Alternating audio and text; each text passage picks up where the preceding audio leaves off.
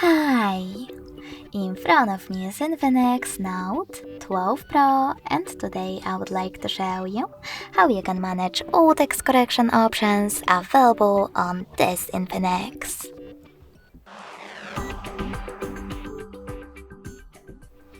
Firstly, open Settings and scroll down, then hit System. Now choose Languages and Input, On-Screen Keyboard, and Gboard.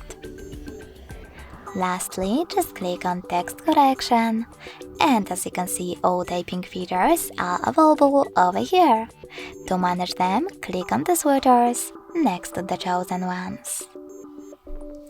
Thanks so much for watching. If you enjoyed this video, smash that like button, comment, and subscribe. Bye!